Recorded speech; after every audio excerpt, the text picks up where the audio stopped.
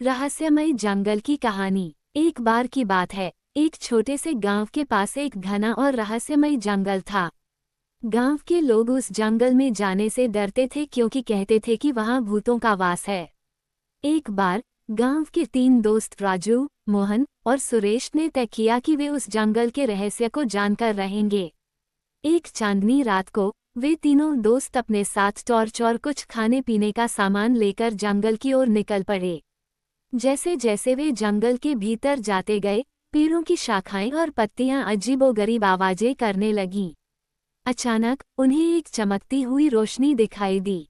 वे उत्सुकता से उस रोशनी की ओर बढ़ने लगे। जब वे रोशनी के पास पहुंचे तो उन्होंने देखा कि वहां एक पुराना और टूटता फूटता हुआ मंदिर है।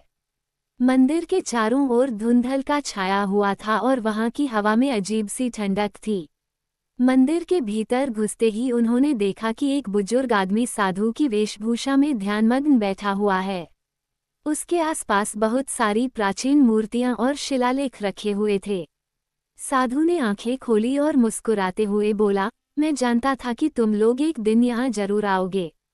ये जंगल तुम्हें डराने के लिए नहीं, बल्कि तुम्हारी परीक्षा लेने के लिए है। साधु ने उन्हें बताया कि वो एक प्राचीन तपस्वी है जो इस जंगल की रक्षा कर रहा है। वो वहां आने वाले लोगों को सच्चाई और हिम्मत की परीक्षा लेता है। तीनों दोस्तों ने साहस दिखाया और साधु की बातें ध्यान से सुनी।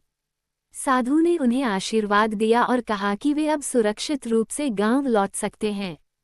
राजू, मोहन और सुरेश गांव वापस आ गए और उन्होंने गांव वालों को अपनी अद्भुत यात्रा और साधु से मिली शिक्षाओं के बारे में बताया।